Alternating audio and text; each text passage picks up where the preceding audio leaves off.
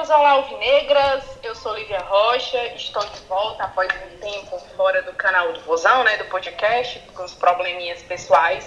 Ainda estamos na quarentena, não abrace as pessoas, infelizmente, fique realmente longe de quem você ama, mas é por um bom motivo.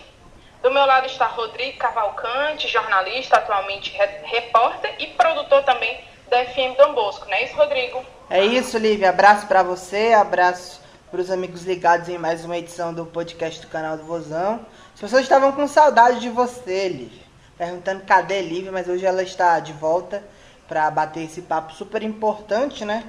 Que é um contexto bastante interessante que o torcedor gosta, se interessa e deve estar querendo saber como é que está sendo esse momento. Ele tem esse momento pessoal em casa e ele também deve tentar imaginar, deve também ter no imaginário dele como é que está sendo para a gente esse momento de pandemia.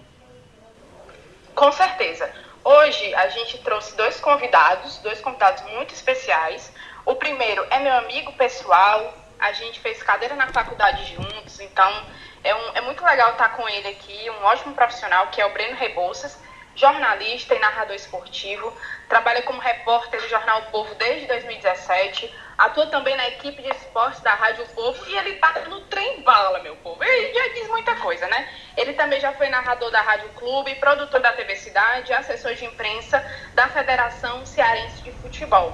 Antes de chamar o Breno, quero apresentar o nosso outro convidado, o Ciro Campos, lá de São Paulo, mas na verdade ele é do Paraná, do Telêmaco Borba. Falei certo, Ciro?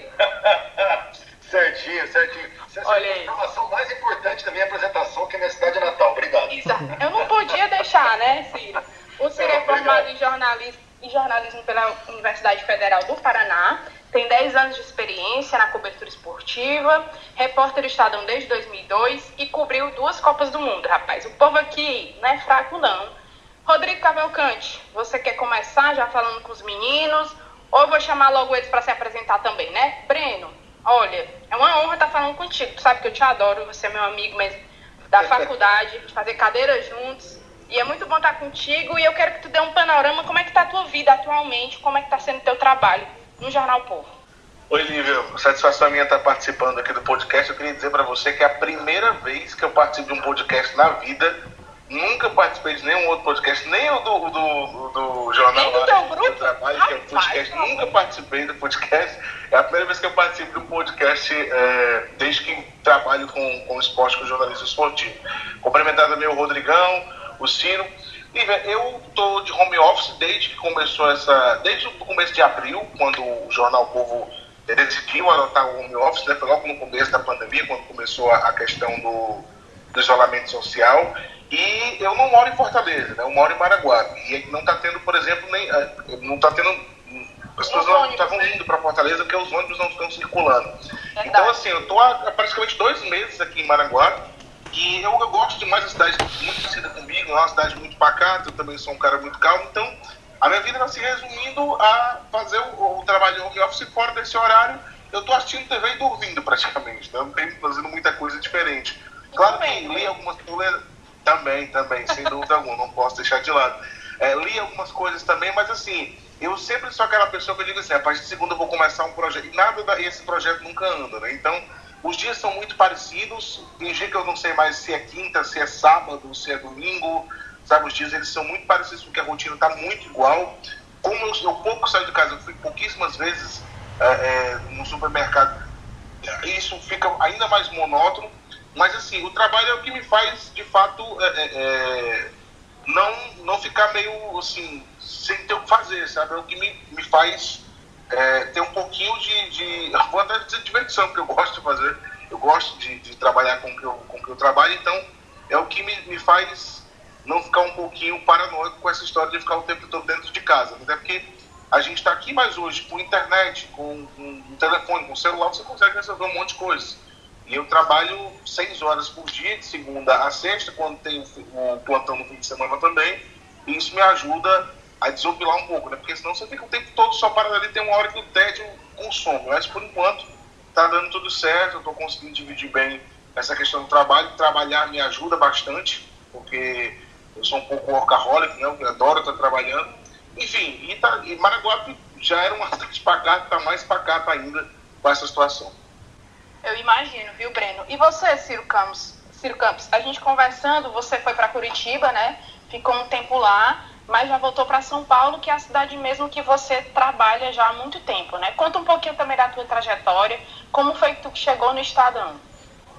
Pois é, eu tava escutando a explicação dele e me identifiquei muito justamente com várias coisas. Home office, não saber que dia da semana tá, o trabalho ser uma terapia, enfim, até me conforta escutar algo parecido com o que eu estou passando, porque geralmente, realmente essa fase é muito difícil pra gente, né, pessoal? E até, eu estou no Estadão desde 2012, né, eu entrei por uma porta parecida com que a Lívia passou por lá também, né, que foi o curso do Estadão, o curso dos Focas, o trainee. Eu tinha acabado de me formar, né, tinha trabalhado um pouco lá na imprensa de Curitiba, e aí vim para São Paulo, vai ficar 3 meses, na verdade estou aqui há 8 anos já, né, então já estou acostumado aqui, já faz parte até estilo mais de correria da cidade, já me acostumei com morar aqui em São Paulo. E a nossa quarentena até começou um pouco mais cedo, porque lá no Estadão a gente começou a fazer o home office por volta do dia 15 ou 16 de março, se não me falha a memória. E na primeira fase, aí, os primeiros 30, 40 dias, eu fiquei em São Paulo. Mas como eu moro sozinho, minha mãe também mora sozinha em Curitiba, né? Falei, olha, vou passar um tempo com a minha mãe, enfim. E eu fiquei por lá um mês, 40 dias em Curitiba, voltei para cá também. E a mesma coisa, né? A gente tem acompanhado bastante as notícias do esporte, né? Lá no Estadão, a editoria de esportes está com uma equipe reduzida, porque muitos dos nossos colegas foram emprestados para a cobertura da pandemia. Então, muita gente fazendo matéria agora em hospital, matéria com o Ministério da Saúde, não em campos, em clubes e outros ambientes esportivos.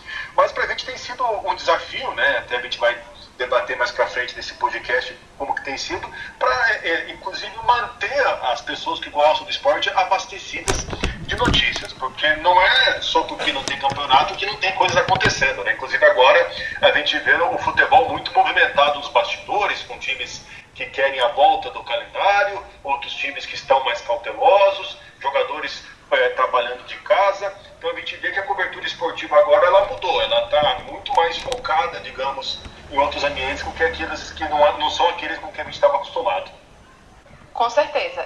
Como eu saí ano passado, né, da cobertura mesmo diária do esporte, eu estou em outra área, eu fico muito me perguntando, e esse foi um tema que veio à minha cabeça, como é fazer isso? Realmente são muitos bastidores. Breno, tu que passou pela Federação Cearense de Futebol, a gente já teve algumas falas, né? Como é que você está vendo esse retorno? Até uma pergunta pessoal mesmo. Você acredita que possa voltar Campeonato Cearense, Copa do Nordeste? Como é que tu tá vendo isso? Olha, Lívia, o Campeonato Cearense eu tenho certeza que volta, porque ele é um estadual e, se a gente pensar, todas as federações estão pressionando para terminar os seus estaduais, porque é o que elas têm de melhor, né? É a melhor competição que as federações pelo Brasil podem entregar, é o estadual de Série A de cada uma. E elas estão assim pressionando, umas mais, outras menos, aqui menos. O Mauro Carmelho, que é o presidente da Federação Cearense, já falou várias vezes que está muito tranquilo em relação a isso e só vai fazer retomar alguma coisa quando tiver liberação total. Então, por aqui não existe, mas a gente já leu várias matérias a nível nacional de federações que estão pressionando. O Rio de Janeiro quer voltar, e outros lugares também querem voltar e fazem uma pressão, e a gente sabe que a CBF vai atender um pouco isso, porque as federações são que elegem os presidentes, não só elas, os clubes também, mas elas controlam a maioria dos clubes pequenos e tudo mais. Então, assim, é uma questão política. A CBF jamais ia olhar para todas as federações e dizer: acabou o campeonato de vocês. Então, eles já disseram várias vezes que vão terminar, e vão, com certeza. Tanto é que toda entrevista que é dada pelo Walter Feldman, ele sempre reafirma que os estaduais vão terminar. Eu temo pela Copa do Nordeste, porque é uma competição que só interessa ao lado de cá, que é o lado do Nordeste. O Sul e Sudeste não se importam, porque não há competição deles, e a gente sabe que lá a força política é maior do que a nossa no futebol. E se você pegar, por exemplo, na Copa do Nordeste, dos times que disputam a Copa do Nordeste, tem 3 numa Série A. Então, sinceramente, eu acho que a CBF não está dando muita bola. E o próprio Robson de Castro, presidente do Ceará, já falou numa entrevista do projeto Agir, do Jornal O Povo, que não é nem discutida a Copa do Nordeste nas reuniões da CBF. Não entra nem em pauta. Então, assim, eu me preocupo com a Copa do Nordeste. Por ser uma competição regional, eu acho que pode muito bem a CBF dizer: olha, deixa aí e depois você resolve, acaba, não sei. Mas eu me preocupo. Eu acho que muita gente acha que a Copa do Nordeste assim, as pessoas falam, mais importante pra gente mas pro pessoal de lá, a Copa do Nordeste não significa nada. Então, eu acho que o estadual hoje ele tá mais seguro do que o Nordestão de terminar.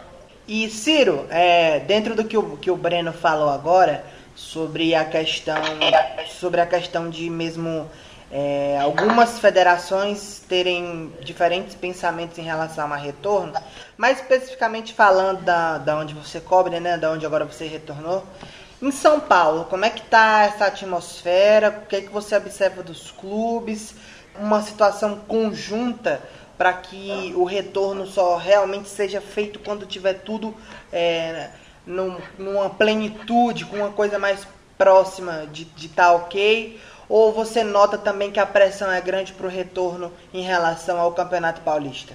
Exatamente isso. Eu vejo que a Federação Paulista está bastante cautelosa, inclusive eles batem na tecla de que só vai ter de volta o Campeonato Paulista, só vai ter de volta as competições aqui em São Paulo, quando tiver todas as liberações e autorizações dos governos, do governo estadual, do Ministério da Saúde, principalmente da Secretaria Estadual. Por enquanto, não vejo aqui em São Paulo nenhuma pressão de clubes com o desejo de voltar logo. Pelo contrário, todos os presidentes se manifestam muito com o discurso de que é necessário ter responsabilidade, que é necessário ter calma, que é necessário esperar as autoridades se manifestarem e darem um ok. Vejo, por exemplo, alguns presidentes de clubes, eu me lembro recentemente, o próprio presidente do Palmeiras, o Maurício Gagliotti, deu entrevista para o Sport TV, para a ESPN, se não me engano, que ele falou justamente isso. Temos que esperar as autoridades de saúde nos darem respaldo para voltar. Então não vejo aqui em São Paulo a necessidade. O Campeonato Estadual encerrou por aqui há 2 rodadas do fim da primeira fase.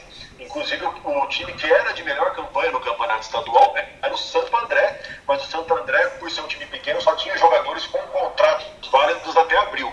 Inclusive o Santo André hoje, necessariamente agora, no fim de maio, só tem 3 jogadores no elenco, porque não consegue remontar o time, também não sabe como que vai remontar o time, porque não adianta nada começar a fazer agora um monte de assinatura de contratos se não sabe quando que vai recolocar todos os caras em campo, né? Então, assim, a situação aqui em São Paulo é de espera e de paciência, apesar dos inúmeros problemas que essa paralisação tem trazido, principalmente para os times do interior. Verdade.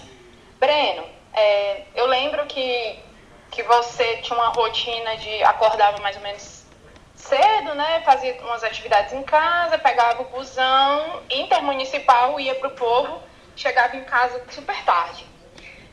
Como é que tá sendo a tua rotina dentro de casa? Como é que tu faz para tentar realmente ficar concentrado em fazer as matérias e não se dispersar? Que eu acho que o desafio do home office é muito concentração, né? Porque querendo ou não, você se distrai com uma coisa na sua casa. Como é que tu tem um ambiente que você possa usufruir mesmo daquele seu conforto e ficar sozinho? Ou é tudo muito misturado? Como é isso? Não tá fácil de você achar matéria todo dia, né? Você tem que pensar um pouco no que poderia ser abordado, ter um pouco de criatividade, buscar informações que às vezes os clubes não repassaram, mas eles têm, você tem que tentar tirar, porque não é, quando os treinos acontecem normalmente em jogos, as pautas elas surgem naturalmente. Num momento como esse, não. Você tem que buscar a pauta, né? Você tem que pensar, nem todo dia vem alguma coisa de assessoria, nem todo dia alguém de clube fala. Tem dia que a gente tem que pensar alguma coisa e buscar. E aí, então assim, por isso que não dá muito para se dispersar. Sempre que eu entro, antes de começar o expediente, a gente fala entrar, mas sempre que eu vou começar o expediente, eu anoto aqui, eu abro aqui o bloco de notas e eu começo a colocar o que tem naturalmente, né, que os clubes passarem, às vezes não tem nada, e coisas que eu tinha pensado anteriormente, fora do meu horário, eu fico pensando em algumas pautas, eu vou anotando e vou tentando executar. Tem dia que eu coloco 4 pautas que eu pensei, desenvolvê-las, e quando vou atrás, nenhuma dá certo. Quando ligo para as pessoas que são as fontes para falar, ou elas não têm informação, ou não era do jeito que eu imaginei, enfim, as pautas não acontecem. Tem dia também que a pauta cai no colo. Você liga para a fonte para perguntar uma coisa simples, ela diz alguma coisa que te remete a uma outra pauta e a pauta cai no colo que você nem imaginava. Já aconteceu também. Por exemplo, essa semana a gente estava entrevistando o Mauro Carmelli na segunda-feira no Futebol do Povo. A gente falava sobre a questão dos protocolos de saúde e em um dado momento ele falou assim, a gente já desenvolveu com o doutor Henrique. E quando ele falou isso, eu disse, opa, doutor Henrique? Será o doutor Henrique? Mas então assim, eu nem esperava. Depois que ele falou, depois eu confirmei com ele, aí foi atrás. Mas era uma coisa que eu jamais ia imaginar, que ele tinha chamado um médico tão conhecido, que trabalhou nos 2 clubes e que tem e que pode render uma pauta, como rendeu depois, mas foi uma ponta que ficou solta ali, que eu disse, opa, tem alguma coisa aqui. Então, tem dia que cai no colo, tem dia que a gente pensa em muita coisa e não desenvolve, tem dia que a gente pensa em pautas e elas dão certo, e tem dia que os próprios clubes mandam muita coisa e a gente tem muita pauta para executar. Mas é muito variável. Agora não dá para perder a concentração por conta disso, porque você não sabe o que você vai encontrar. No trabalho normal, você chega lá, você está pautado, mas nos dias de hoje, a gente não tem nem como estar pautado, porque a gente não sabe o que vai ter naquele dia em relação à informação nova sobre esporte. Então, concentração não. Agora é sobre acordar. Eu estou acordando tarde, que eu estou indo dormir tarde também. Eu tenho, curiosamente, eu de noite até umas 2, 3 horas, quase que eu não sinto sono, de madrugada ali. Mas de manhã eu acordo, geralmente eu fico um pouquinho, faço alguma coisa e às vezes volto até para dormir de novo. Eu sinto muito sono pela manhã. Breno, disso, sabe o que é a culpa disso? Fina estampa. Tu assiste uma novela ruim, aí tu fica na cabeça, cara. Não, mas não. Primeiro que eu só vou dormir 1 hora da manhã, depois que eu assisto a reprise de Chocolate com Pimenta no Vivo. Maravilhosa. Enfim, então assim, tá meio desregulado, os horários estão meio desregulados. Rodrigo, você tem muitos seguidores nas redes sociais, e os teus seguidores, né, eu sei, né, porque né, a gente convive mais, e eles te cobram muito. Como é que tá nesse tempo? Como é que eles estão te cobrando nessa época que não tem muita informação, né? Como é pra ti também, que é um cara muito ligado nos bastidores, no que tá acontecendo, como é que tá sendo pra você administrar esses seus fãs que lhe cobram demais? Olha, os meus seguidores, eles estão até mais pacientes do que eu esperava, porque nesse período... Os seguimores. O pessoal adora esse termo. Os seguimores é bom, eu gostei de você. Foi eu no ar, acho que já tinha tomado um, e aí botei lá, seguimores, pronto, pegou, todo mundo me enche o saco desse negócio de seguimores. Ô Rodrigo. Oi.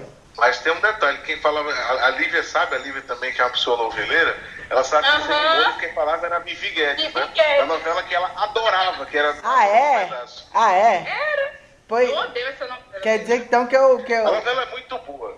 Eu acho que então eu plagiei Vivi Guedes, mas a relação com eles tá interessante porque muitos deles, né, que era uma coisa que eu até não esperava, porque existia uma cobrança deles muito que jogador tal vem pro Ceará, o jogador tal tá saindo, tipo, às vezes as situações até que parecia que eles queriam que a gente criasse a situação de um jogador saindo ou de um jogador chegando, mas na sua grande maioria as pessoas parecem que entenderam que nesse período de pandemia, que nesse período de incerteza financeira de grande maioria dos clubes do futebol brasileiro, a palavra contratar é uma situação em que Ceará e Fortaleza eles têm uma calma, uma tranquilidade maior para fazer esse tipo de coisa. Assim, falando do Ceará, que é o que eu observo mais de perto, o clube tem muitas situações de jogadores que, principalmente da parte ofensiva, que não estão bem. Então, no caso do Ceará, um exemplo, as pessoas perguntam mais por saídas, se os jogadores estão com novos destinos do que propriamente de chegadas, né? O sonho do torcedor, o que o torcedor queria antes da pandemia e ainda deseja, falando especificamente do Ceará, era a contratação de um centroavante, né? Que é uma posição que está uma situação bem complicada, porque os jogadores que o Ceará contratou até agora não mostraram por que foram contratados. O Rodrigão tem um problema com um peso gigantesco, que nessa pandemia eu acho que, pelo menos em questão de fotos, a gente viu que ele melhorou um pouco, mas tem que ver pessoalmente e principalmente dentro de campo, mas estava muito mal. O Bergson, que permaneceu, também vivia um momento muito ruim, então o torcedor ficava naquela. Não vai contratar centroavante, não tá de olho em centroavante e tal, mas só que o tempo foi passando, a quarentena, o isolamento foi aumentando, e eu acho que os torcedores foram entendendo que agora, nesse retorno, acho que o foco é manter um equilíbrio financeiro, conseguir liberar esses jogadores que não estão rendendo, se livrar, né, assim, no linguajar do torcedor. E em relação à contratação, são poucas perguntas, mas quando alguém solta alguma coisa em rede social, que especula, inclusive até depois falar com o Ciro que tem uma especulação de Zé Rafael, que eu acho muito difícil de proceder, porque ele vinha sendo utilizado lá pelo Palmeiras, mas é um jogador que é interessantíssimo, que o futebol nordestino todo conhece, porque saiu aqui do Bahia jogando muita bola. Mas em síntese, Lívia, o público ele tá meio que entendendo o atual momento. De vez em quando tem umas perguntas assim, tipo, vai contratar Ricardo Oliveira, não sei quem, assim, aquelas perguntas meio fora do eixo, mas a gente responde com educação, obviamente. A gente explica, assim, eu prezo muito por isso, por conversar com os seguidores em relação a esses tipos de situação, né, para tentar situar. Mas tem gente que vive num mundo paralelo, né, e você tenta explicar algumas coisas. Mas é uma situação que, dentro do possível, eu gosto de conversar e explicar mais ou menos a realidade pro torcedor do que está acontecendo, Lívia. Até agora, temos torcedores sensatos. Fados sensatos. Não, aí tu não estica a baladeira. Eu tô muito entretenimento, né? Ciro, eu amo, Ciro, amo. Como é que essa relação aí de vocês com as assessorias? E eu já emendando outra pergunta, como é que estão os outros esportes? Porque o Estadão, mais do que aqui, cobre realmente outros esportes, como o UFC, por exemplo, que teve uma edição, né? Como é que foi para vocês essa cobertura? Vocês fizeram? Como foi esse olhar através desse UFC? E até teu olhar pessoal, o que é que tu achou disso?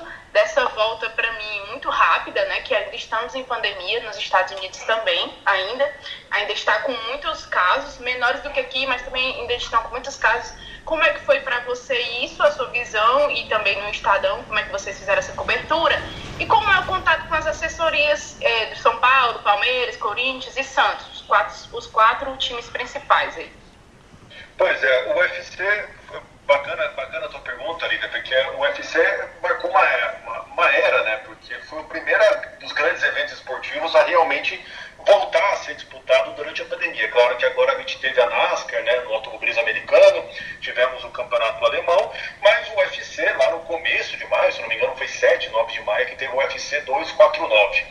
E pra gente gerou bastante ansiedade e bastante atenção na nossa cobertura. Inclusive nós temos na nossa equipe uma pessoa que é especializada em UFC, que é a Andresa Galdiano.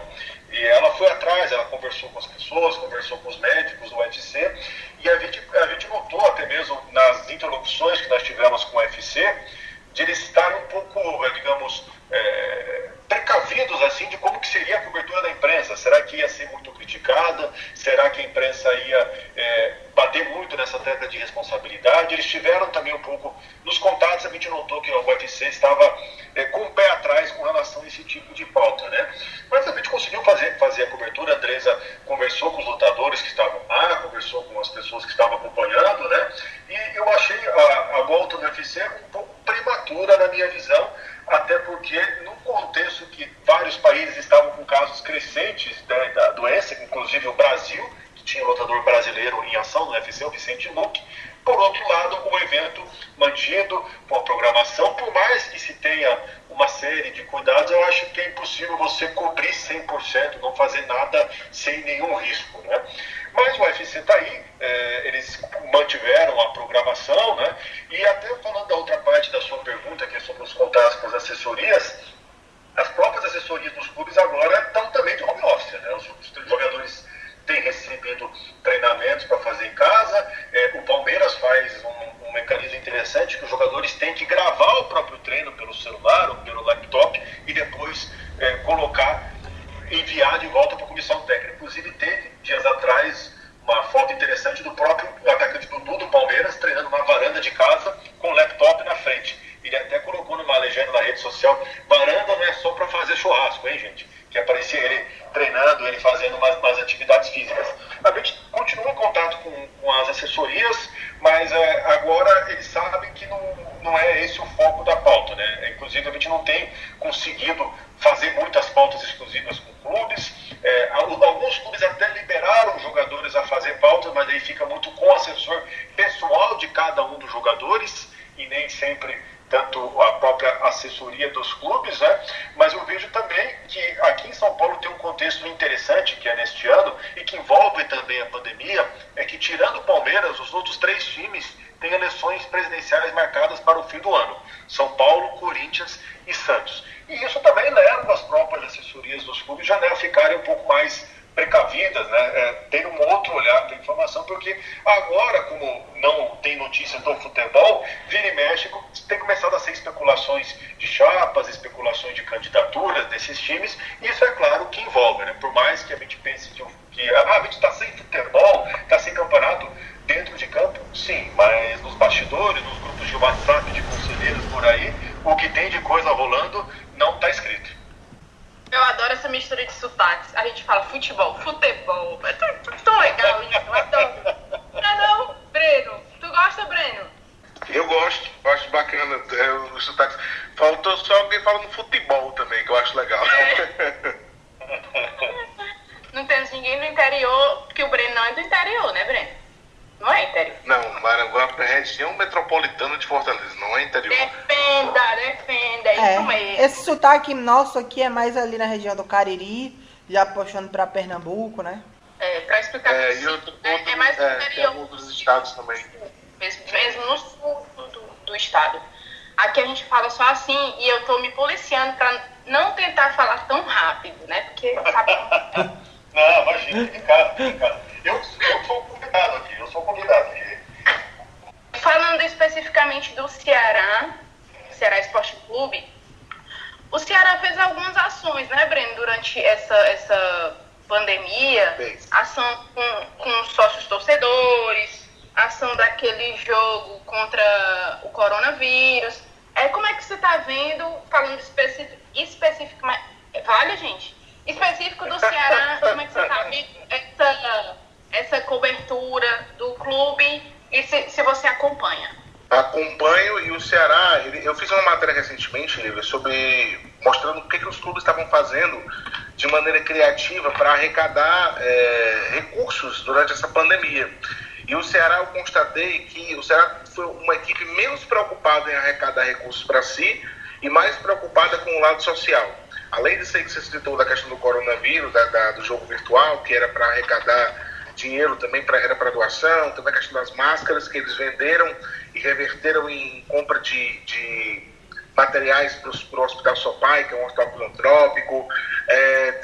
Tem também aquela da Copa do Nordeste, que é conjunta, né, que são cada real é uma refeição que é doada. Enfim, o Ceará ele olhou muito mais para essa questão social e de ajudar as pessoas. A questão também das redes sociais, o Ceará divulgou não sei quantas mil marcas nas redes sociais dele, de pessoas. Você era sócio, você tinha uma empresa que vendia alguma coisa ali no seu bairro, e aí ele botava o seu telefone lá e a marca com o telefone para delivery. Então, assim, o clube se preocupou muito com essa questão da solidariedade. E não foi por acaso, né? Muito a pedido do Robson de Castro. Ele já disse em outras lives também que ele foi um cara que passou por um momento difícil com o coronavírus, né? Ele foi afetado pela Covid-19, ficou uns dias internado, e ele disse, num depoimento ao Jorge Nicola, se não me falha a memória, que ele achou, inclusive, que não fosse voltar para casa, né? E quando ele saiu, ele refletiu e ele chamou o pessoal do departamento de marketing e falou: vamos fazer alguma coisa para ajudar as pessoas que estão necessitadas, sejam pessoas doentes ou sejam pessoas que estão com problemas financeiros por conta da pandemia e da paralisação. Então, até por conta desse pedido do presidente, o clube focou muito mais em ações sociais, o que eu achei muito nobre da parte do Ceará. Quanto à questão do programa de sócios, o programa foi renovado por completo, estava crescendo, e aí a pandemia veio e estagnou esse crescimento, né? Parece que perda não houve nenhuma, porque o pessoal acabou de fazer, então os contratos, a maioria deles com cartões, né, estão valendo. Mas aí eles estão dando um mês, a cada mês que passa sem futebol, eles estão acrescentando um mês no plano de quem fez o programa de sócios. Eu acho que para o Ceará o maior prejuízo foi isso. Foi na hora que ele estava mudando o seu programa de sócios, aconteceu a paralisação do futebol. Mas de resto, o time adquiriu uma consciência social muito importante, a pedido do presidente, que eu acho que vale a pena ser ressaltado. É claro que eu não estou aqui criticando os clubes que fazem coisas para arrecadar recursos, longe disso. Todo mundo, só quem sabe o que está passando é quem está com Só quem está com o sapato é que sabe onde é que o calo aperta, né? Então, assim, eu acho que as equipes que estão fazendo eventos e qualquer outra coisa, outro tipo de coisa para fazer arrecadação, tem que fazer porque o momento está muito difícil para todo mundo. Mas eu achei muito bacana esse lado do Ceará de se preocupar mais com a questão social. Essa situação de... e aí eu até incluo o próprio Fortaleza. Ceará e Fortaleza, nesse atual período de pandemia, de pausa para o futebol, pausa no futebol, pelo menos em vários estudos que eu vi, Ceará e Fortaleza, não que eles não vão sofrer, mas de todos os clubes da Série A, assim, tem a questão do Palmeiras também, e Flamengo, que é uma situação assim, que é muito acima, mas do porte deles, de Ceará e Fortaleza, eles tinham uma situação financeira bem equilibrada. E isso foi importante está sendo importante para passar por isso, passar por esse momento. Você vê grandes clubes do futebol brasileiro com dificuldades tremendas. O Cruzeiro, em matéria especial do Esporte Espetacular, que eu pude observar, uma situação complicadíssima na Série B, com menos 6 pontos, que podem virar menos 12 pontos. Uma crise financeira gigantesca. O próprio Atlético Mineiro também vi que está com salários atrasados. Os outros times do Rio também em situação bem complicada. O Vasco queria dar R$5.000 para cada jogador. Não conseguiu chegar em acordo nenhum com os atletas. Então, assim, uma boa sacada dos clubes daqui, que é o trabalho correto que eles vêm fazendo já faz muito tempo. Tanto o Robson como o Marcelo Paes tem um trabalho muito equilibrado, nenhum tipo de contratação muito louca, aqueles investimentos altos que não se sabe como é que vai pagar. Isso aqui nunca aconteceu com esses dois na gestão. Inclusive o Castrinho, Olívia, viu um comercial do Sesc do Ceará? Castrinho está muito... Castrinho tá parecendo o Papai Smurf, com a barba bem grandona. Tá uma figuraça, grande Castrinho, recuperado da Covid. E pensei até que ele tava fazendo cosplay, tava se preparando pra fazer cosplay de Papai Noel no final do ano. Mas graças a Deus que ele tá bem, viu? Tá super bem, graças a Deus. Sacanas, olha o dedo. Olívia e Rodrigo, só para complementar o que o Rodrigo tá falando, a gente publicou, acho que há 2 dias atrás, no Esporte Povo, os prejuízos de Ceará e Fortaleza até o momento na pandemia.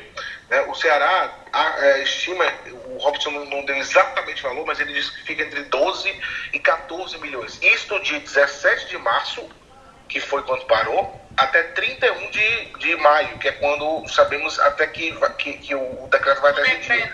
Então, exatamente. Então, nesse período, são 75 dias, o Ceará tem um prejuízo entre 12 e 14 milhões. Quer dizer, só para vocês terem uma ideia, as cotas de Série B do ano passado, não sei como é que está esse ano, mas as cotas de Série B do ano passado eram de 8,1 milhão.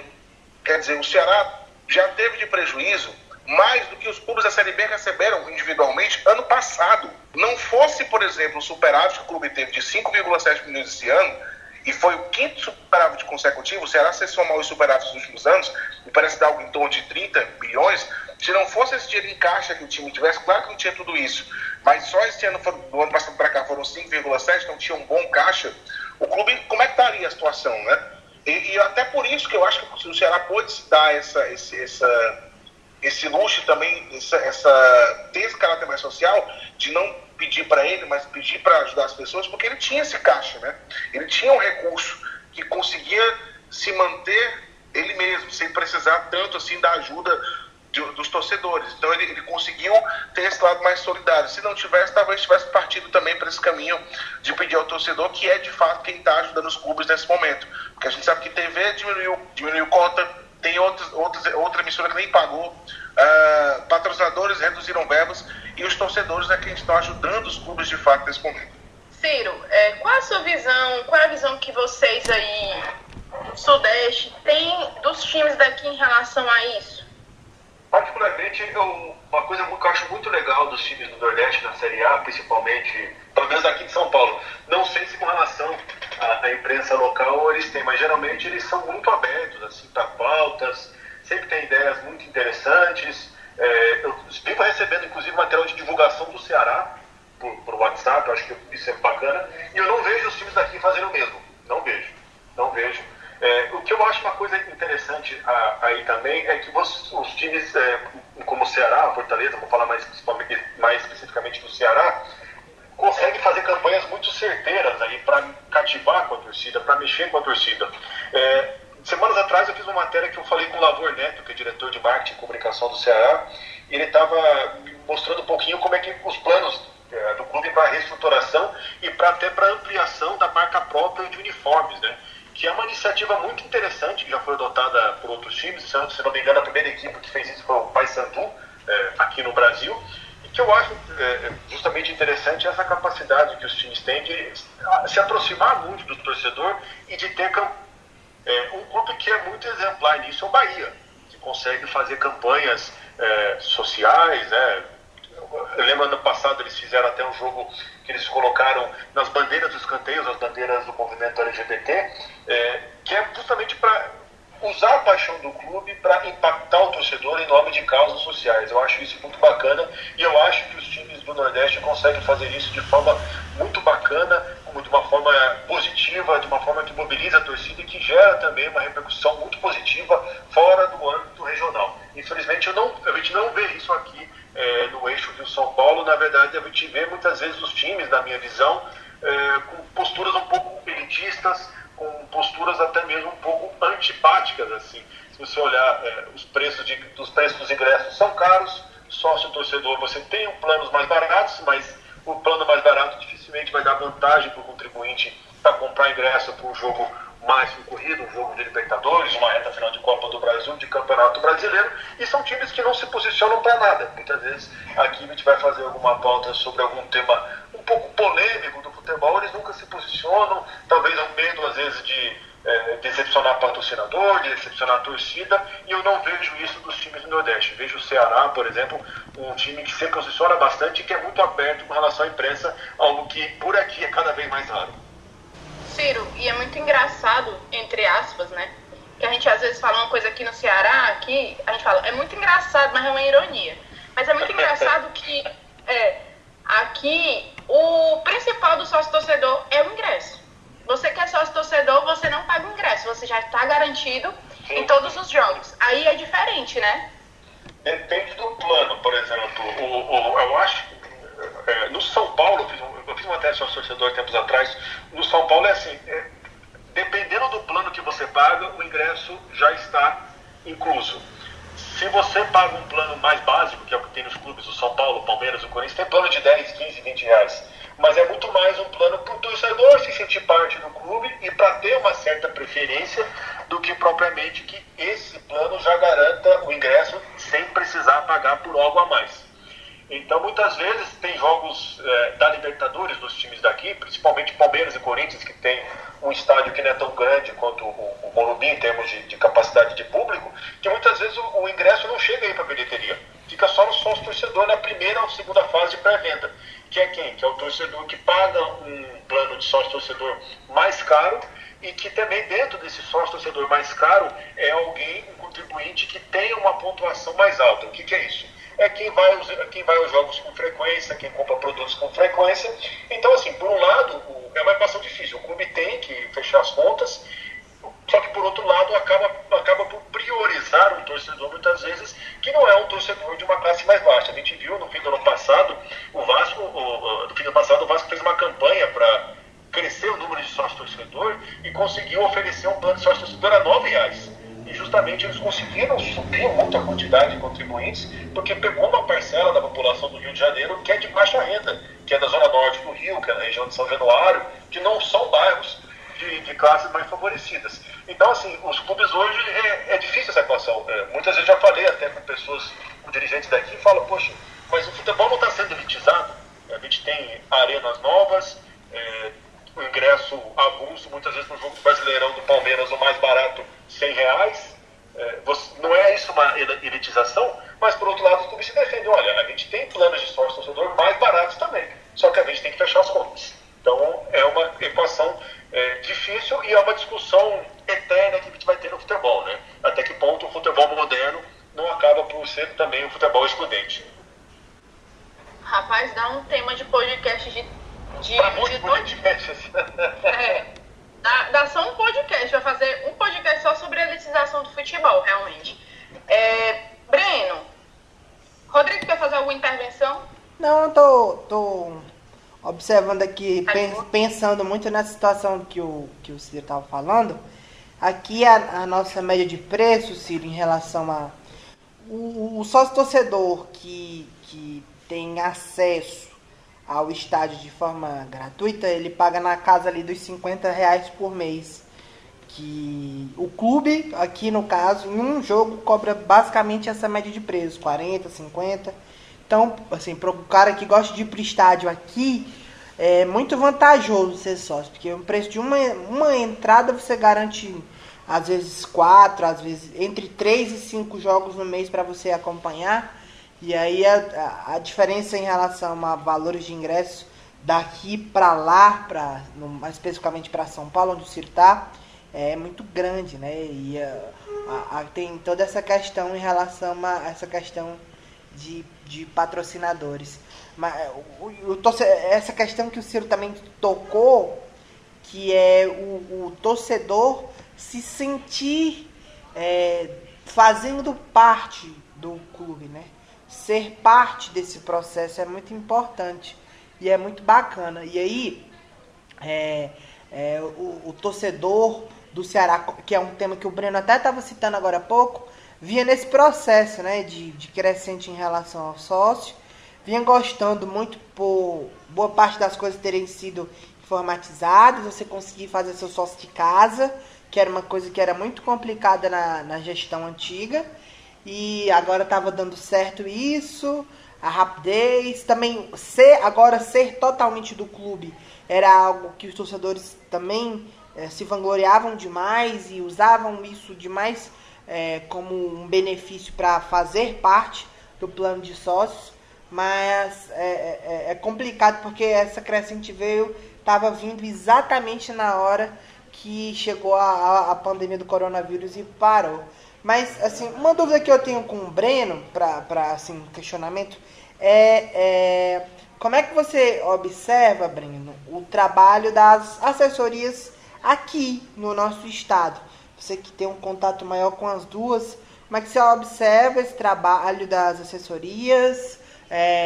Você nota que melhorou ou ficou mais fechado? Porque o Ciro falava da questão de jogar para os assessores pessoais, né? Aqui não tem muito isso. O clube de vez em quando resolve a situação, mas vendo do seu lado, você que trabalha num grande portal, que é referência aqui no nosso site, que é o Povo. Rodrigo, depois eu vou dar uma cornetada, porque que o Ciro é tão bem tratado e a gente não. Eu acho que tem que... Vamos abrir uma CPI. O Ciro, que são privilégios do Ciro, tá errado dele. Depois a gente vai abrir uma CPI, viu, Ciro? Vamos fazer igual o Sérgio Moro, vamos pedir prints das suas conversas com os assessores daqui que tem alguma coisa errada. Mas e aí, Breno, como é que você observa essa situação, essa relação imprensa, jornalistas, assessorias de imprensa?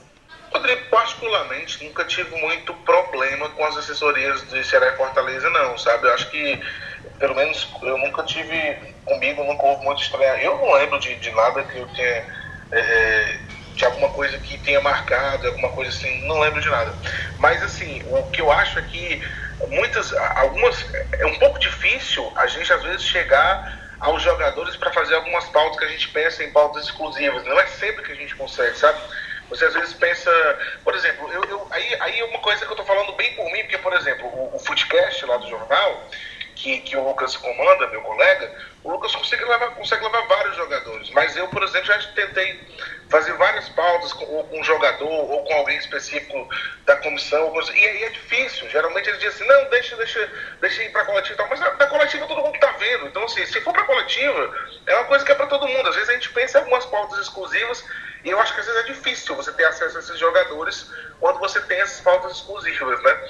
Eu tenho uma pauta, não vou dizer aqui qual, mas eu tenho uma pauta que eu peço há mais de um ano, e não acontece, né? Então, assim, isso, nesse ponto, eu acho demorado e eu não entendo por quê. Parece que a gente vai arrancar um pedaço. Oi. Passa a demanda pro Ciro. Passa a demanda pro Ciro. Passa a demanda pro Ciro que ele consegue. Pode ser que resolva. Oi, Lívia. Sabe o que é que eu acho em relação a isso? Eu sou sincera, vocês já sabem quem eu sou. Infelizmente, nós temos aqui um grande problema. As pessoas de fora, não falando mal do Ciro é gente boa demais, mas às vezes é muito bem tratado, mais bem tratado do que a gente que é daqui. Isso é uma realidade que eu vejo muito, não é de hoje que eu vejo isso.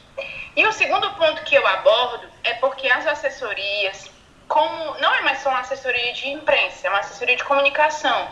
Tem o Vozão TV, tem as redes sociais, entendem muito que a gente é concorrente deles, entendeu? Então é muito complicado. Quando você vai fazer até uma pauta mais polêmica mesmo, para mais bater, é ainda mais difícil, sabe? Então fica aqui minha cornetada mesmo, porque eu tô aqui para isso. E pode continuar, viu, Pedro? Mas você é bonzinho, as pessoas não veem com você. Não é isso, não, mas não é. É porque assim, às vezes eu acho. E outra coisa, Lívia, é como você falou, às vezes a pauta é uma pauta simples. E eu não entendo porque tem tanta dificuldade. É uma coisa que não dá pra responder daqui pra mais tarde, tem que responder daqui a 2 dias, sabe? E isso às vezes me deixa assim, sem entender o porquê. Às vezes são pautas, às vezes são pautas simples que a gente quer conversar, porque o jogador, a gente descobre alguma história legal dele, ou porque a gente conseguiu um levantamento de números dele, e pra você chegar no jogador, às vezes é uma demora, é uma coisa que, sabe, parece que a gente tá procurando o cara pra dar umas porradas, e não é assim, não é assim que acontece. Aí, às vezes, o jornalista tem que passar por cima e falar com o cara direto, porque senão você não vai conseguir. Enfim, e aí agora sim, nessa pandemia eu preciso dar o braço a torcer que a assessoria de imprensa dos clubes cearenses, eles não se importado. Eu preciso dizer isso. E por que eu estou falando isso? Porque se não diariamente, mas na semana a gente tem muito conteúdo enviado, aproveitável ou não, eu não vou entrar nesse mérito, mas tem conteúdo enviado. O Ceará, por exemplo, fez um negócio que eu achei muito legal, que foi a coletiva virtual. Não era só um vídeo, né? Porque, por exemplo, no começo eles estavam fazendo vídeo com jogadores, mas a gente sabe que as perguntas nem sempre são as perguntas mais interessantes que são feitas, né?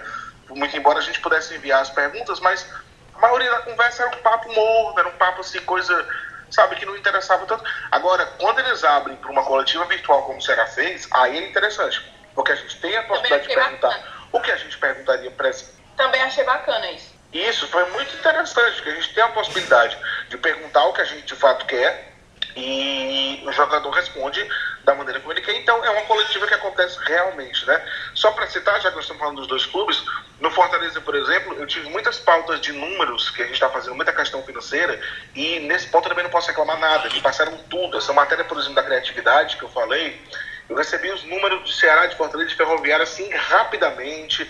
Eles não estão negando nenhum número e tudo mais. A única coisa que eu acho que é difícil a gente ter acesso é ao jogador. Para alguns também tenham sido liberados para lives nesse período. Estou falando no período normal.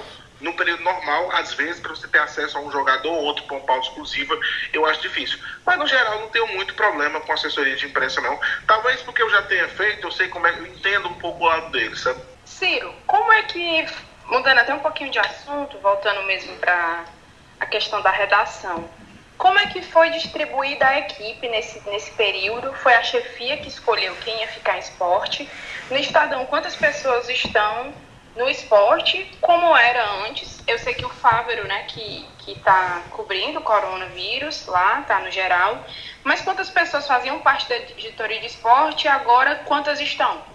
Até você estava me fazendo a pergunta e até para poder te responder com mais exatidão, comecei a olhar aqui no WhatsApp dos grupos para ver quantas pessoas a gente tem e quantas agora foram cedidas, né? Para você ter uma ideia, o Estadão tem aqui um WhatsApp chamado Equipe Corona, que tem empréstimos de gente de esportes, gente de política, de economia, tem mais de 50 pessoas na cobertura diária do coronavírus.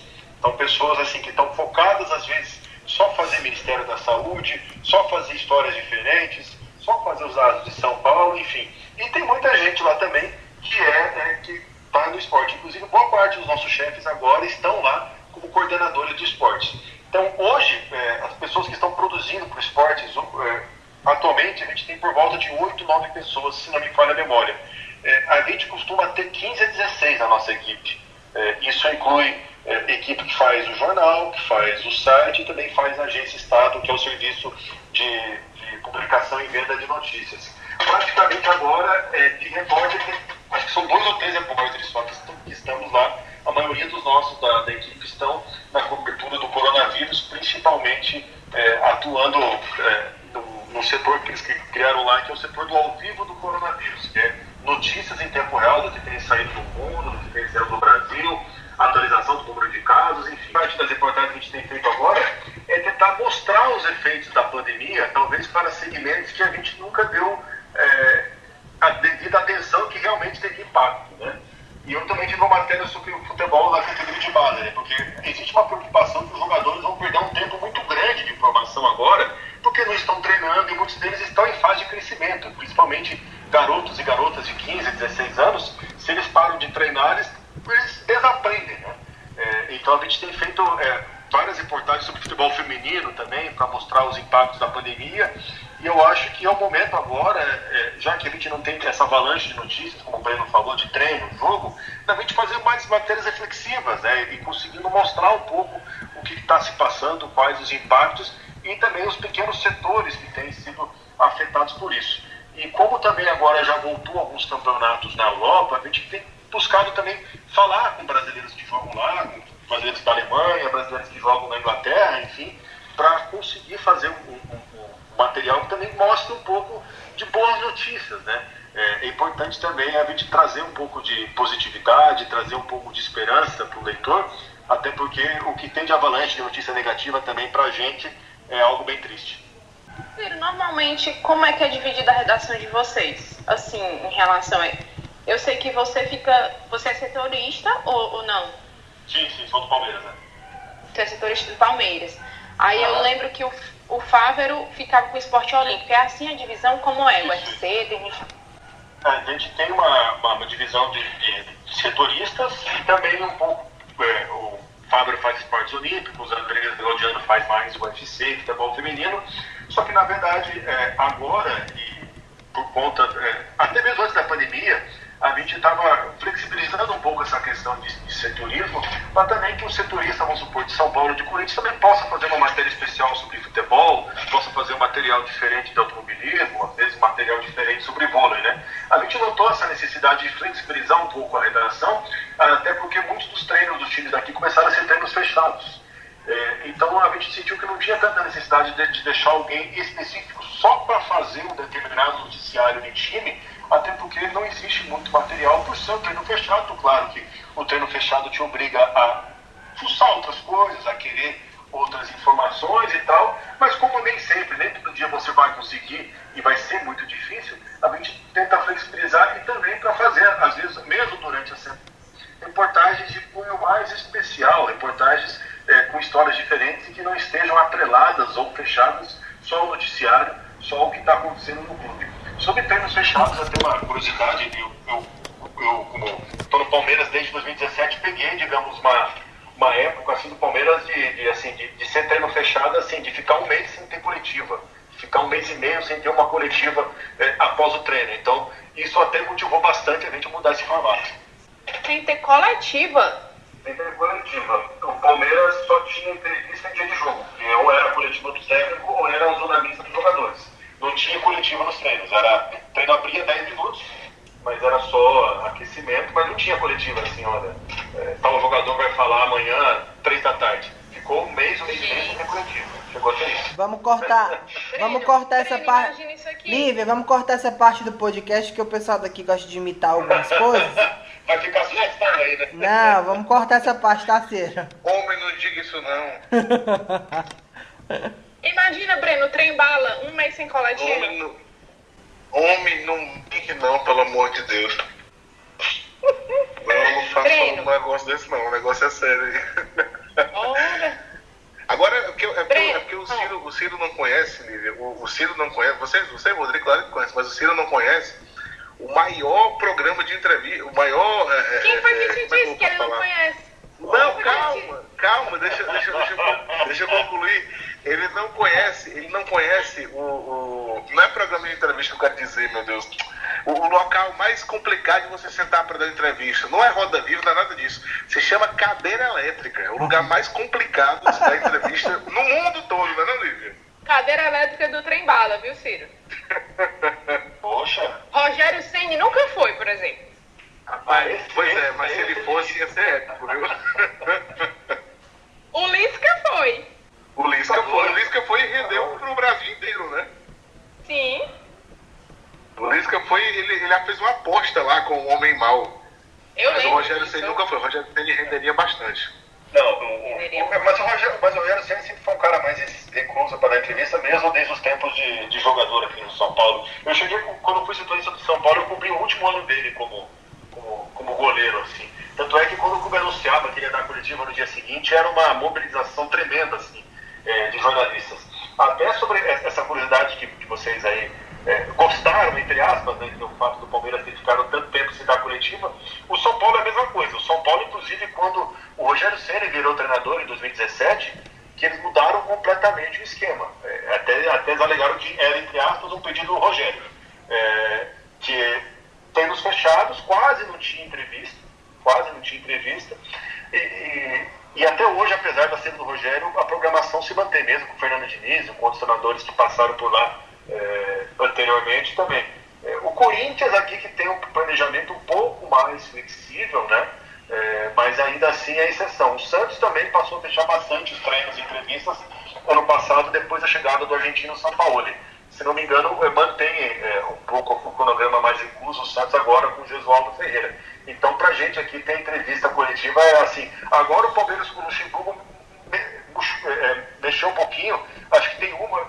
Preciso lembrar agora, porque faz tanto tempo que não tem futebol, mas enfim, acredito que é uma ou duas coletivas por semana. Que tem no Palmeiras, já melhorou bastante na época de Filipão e Mano Menezes, praticamente não tinha coletiva durante a semana.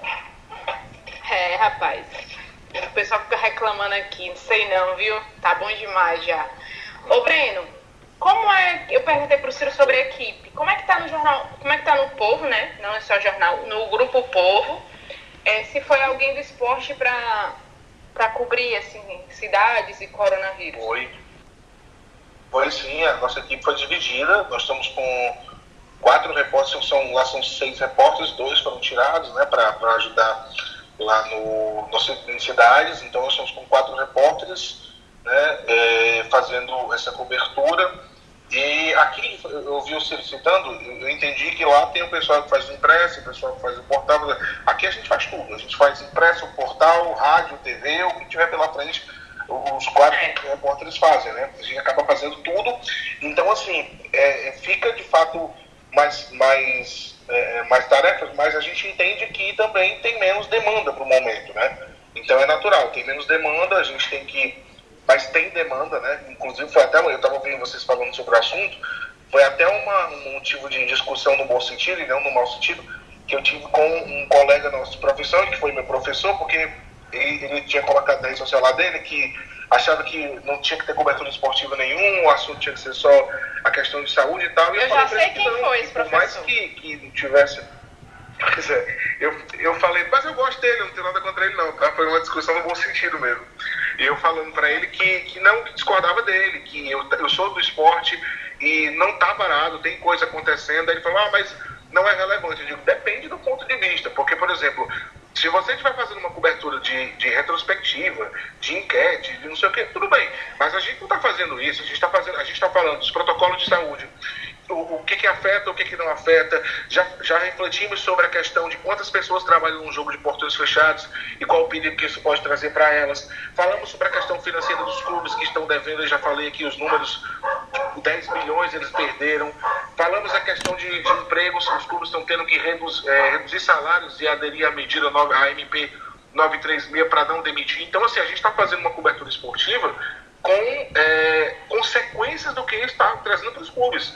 Eu não lembro, eu juro para você que desde que começou o isolamento social, a pandemia, eu não lembro de ter escrito nenhuma matéria de tom retrospectivo. Não lembro. Não fiz nenhuma matéria de enquete, nada disso. As matérias que eu fiz até agora, e que meus colegas também fizeram, foram matérias reflexivas, foram matérias que pegam o momento dos clubes, claro que tem matérias de opinião de jogadores também, mas a opinião deles sobre o momento e também o que o momento está causando aos clubes. Então eu acho que são matérias que, de uma forma ou de outra, também estão inseridas no contexto. Porque a gente está colocando o que a pandemia do coronavírus está fazendo com o esporte, especificamente com o futebol, porque é o que domina 95% do noticiário, até porque as outras modalidades, por ter menos investimento, estão totalmente paradas. Então o futebol ainda se mexe, mas a gente está mostrando como essa pandemia está impactando no esporte.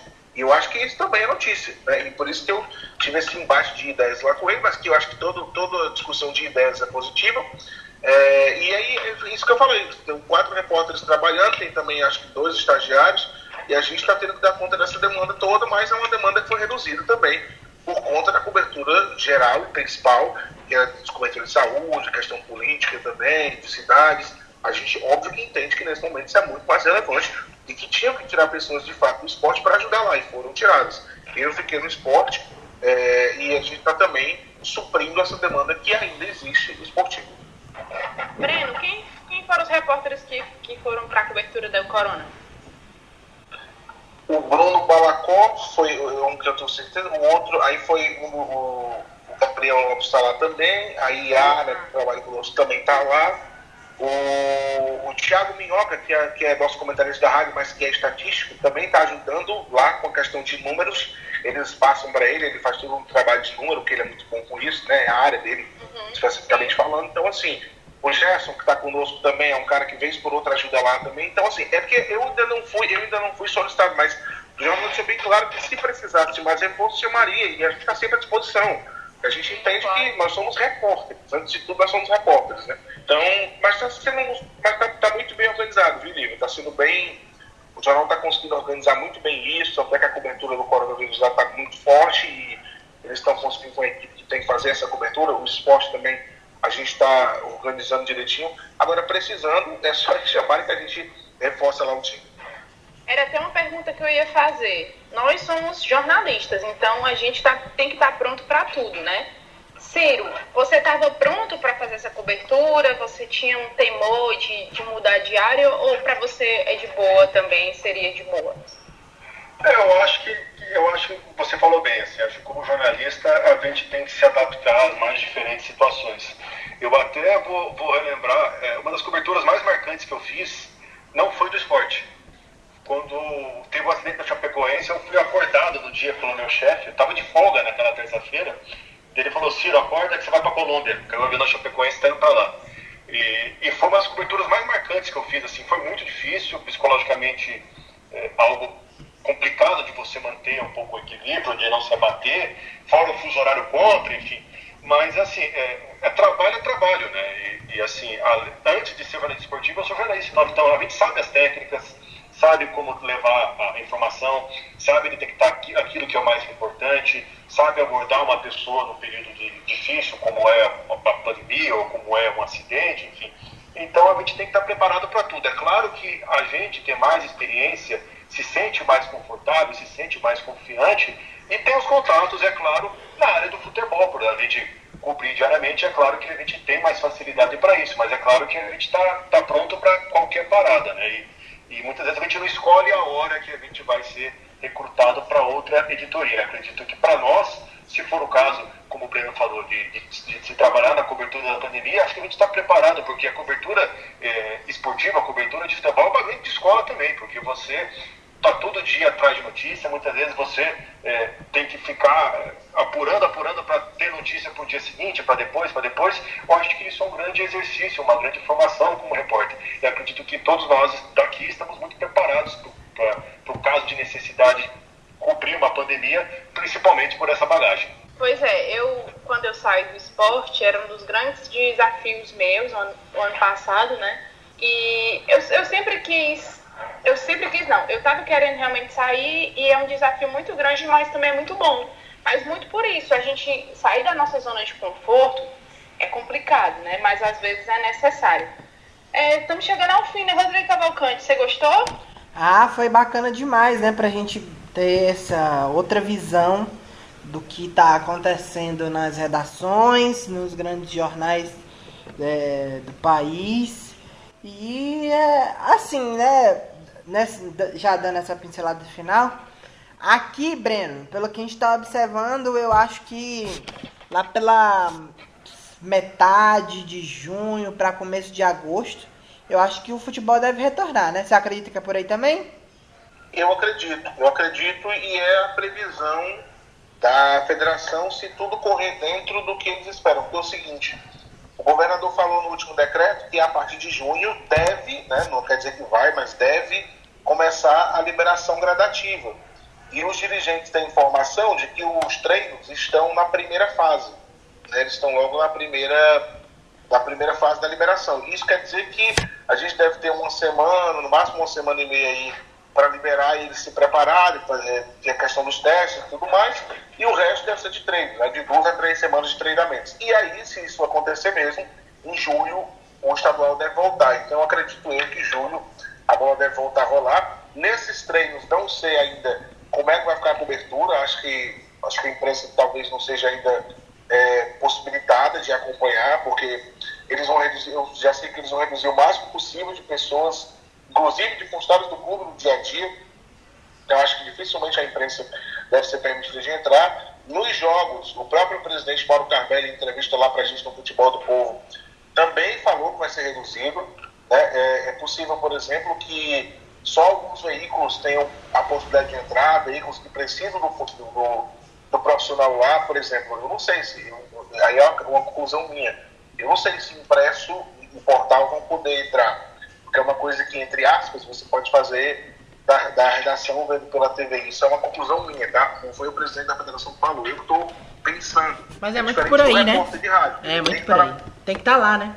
É exatamente isso, né? Tem que estar lá, né? É diferente do repórter de rádio. Exatamente. É diferente do repórter de rádio, que o narrador até pode fazer da TV, mas o repórter ele tem que estar lá para pegar as entrevistas, o repórter de TV que grava passagem, que tem que pegar as entrevistas também. Então, assim, eu imagino que o acesso, eu sei que o acesso vai ser limitado, porque o presidente da federação falou isso pra gente, que vai ser limitado. Ele não sabe como ainda, ele sabe que deve ser limitado.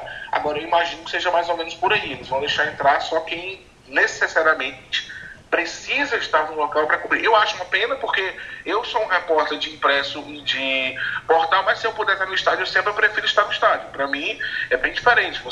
Especialmente para o primeiro jogo, para você sentir a ambientação de um estádio vazio, né?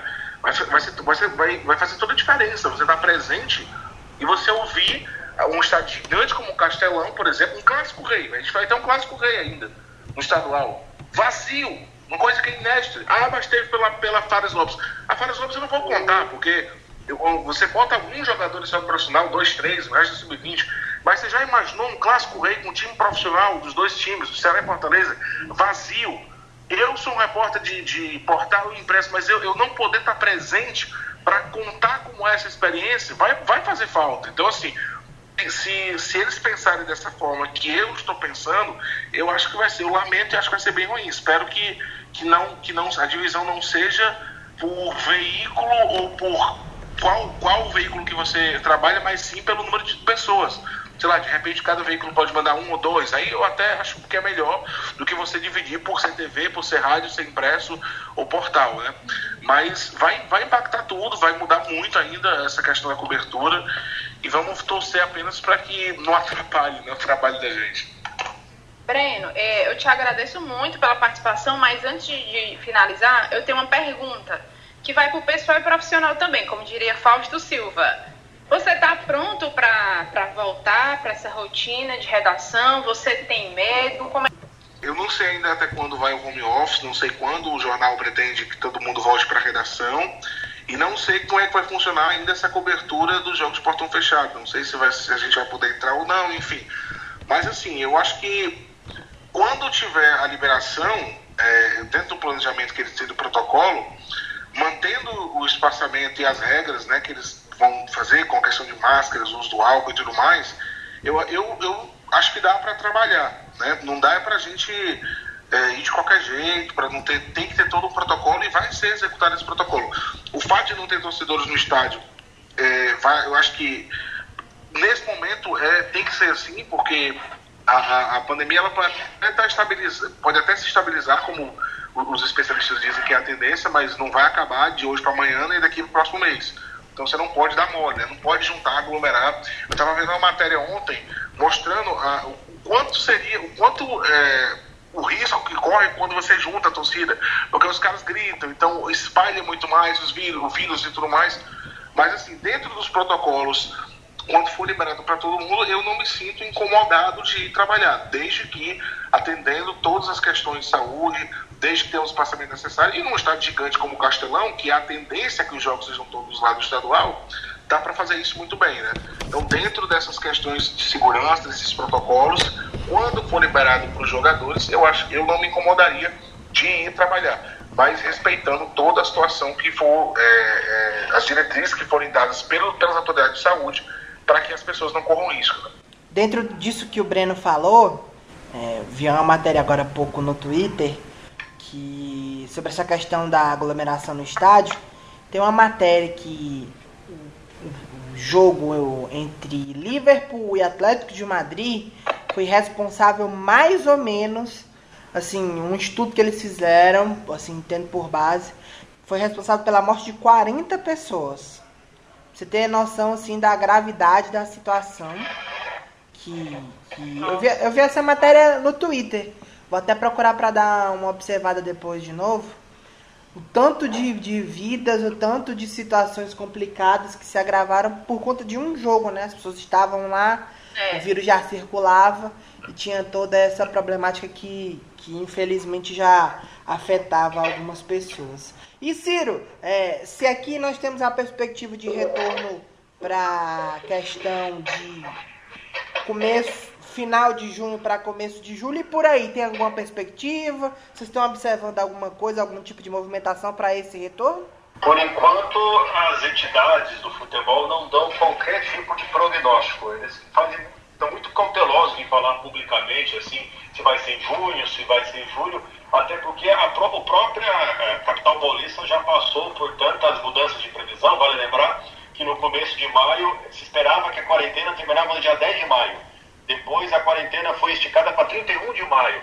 E agora, na verdade, nós estamos no fim de maio. O que mais se discute agora é até mesmo se ampliar a quarentena, se restringir, fazer até, quem sabe, o lockdown, embora isso seja pouco provável por aqui.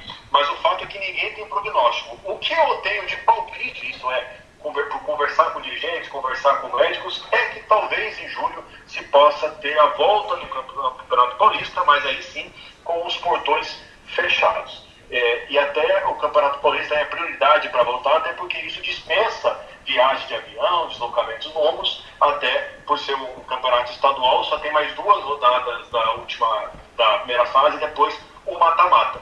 Então, por enquanto, vamos ter que esperar e ter um pouco mais de paciência e se acostumar a ver ainda mais essas reprises na televisão. Ciro, aí o decreto é até dia 31 de maio, é? A princípio, a quarentena até 31 de maio em São Paulo, por ordem do governador João Dória. Mas, enfim, mas acredito que vai ter novas determinações, porque se começou a discutir no fim de abril, quem sabe uma flexibilização. Mas a simples menção dessa palavra fez as pessoas saírem por aí, irem para os parques, lotar praias, enfim. Tanto é que até fizeram agora, nesses últimos dias, um feriado antecipado, né? Era para ser os feriados de 9 de julho, o feriado também da Consciência Negra, foram jogados agora. Inclusive, em São Paulo, na segunda-feira, 25 de maio, vai ser um feriado antecipado. Mas, por isso, eu acho que ainda é muito difícil falar com certeza uma volta do futebol, porque acredito que, se falar de um prognóstico, isso vai causar na população sair para as ruas, lugar de aglomeração, enfim, vai complicar tudo de novo. Inclusive, as autoridades aqui de São Paulo andam bem cautelosas com isso. A mesma pergunta que eu fiz pro Breno, quero fazer pra ti. Como é que você vê essa volta? Você tem medo de voltar? Como é que tá teu sentimento? Eu acho assim, eu acho que a gente se acostumou tanto já a ter cuidado, a gente já incorporou na nossa vida a máscara, já incorporou na nossa vida o álcool gel. Acredito que numa volta eu esteja mais preparado assim para mudar certos hábitos e me proteger durante a volta. Eu acredito que um possível retorno à redação, retorno aos treinos e tal, não me assusta muito. Acredito que eu esteja mais preparado assim para lidar com situações de prevenção. E eu compartilho da opinião dele. Acho que vai ser interessante para a gente, claro, dentro de uma limitação de número de profissionais, acompanhar como é que vai ser o jogo com portões fechados. até porque se o Paulista for retomado e mantiver, e o que deve acontecer, continuar com a mesma tabela, o primeiro jogo vai ser um Corinthians e Palmeiras. Então a gente teria um derby com portões fechados. Já seria algo também muito histórico para a gente acompanhar. Muito bacana. Rodrigo Cavalcante, muito obrigada mais uma vez, tá? Por participar aqui do podcast. Show de bola, bacana demais. Abraço. Breno, muito obrigada, tá? Pela participação. Eu agradeço, Lívia, abraço a você, o Rodrigo, professor que eu não conheço, mas conheci aqui hoje. E muito legal ter participado. Como eu falei, a primeira vez que participei de um podcast, nunca tinha participado de um bate-papo tão longo assim. Agradeço a oportunidade. Você gostou, Breno? Gostei demais, muito bom o assunto e rende demais. Eu nem notei, quando eu olhei aqui na hora pro relógio, que eu olhei o tanto que passou de tempo, não parece que passou todo esse tempo, né? Porque o assunto é bom. Verdade, obrigada, viu, Breno? Até mais. Valeu, Lívia. Ciro, muito obrigada, viu, por participar. Eu que agradeço, é sempre um prazer contribuir. Contem comigo aí para a próxima. Tá certo. Olha, a gente vai te chamar mesmo, viu? Vou botar um tema para você participar de Vamos lá. Vamos lá. Por favor. Gente, muito obrigada mais uma vez pela audiência do podcast do canal do Vozão. Lembrando que nós estamos no Spotify, na Apple Podcasts, no Google Podcasts e também no YouTube. É só procurar lá, canal do Vozão. Muito obrigada e até a próxima. Olha, não esqueçam, se cuidem e fiquem em casa.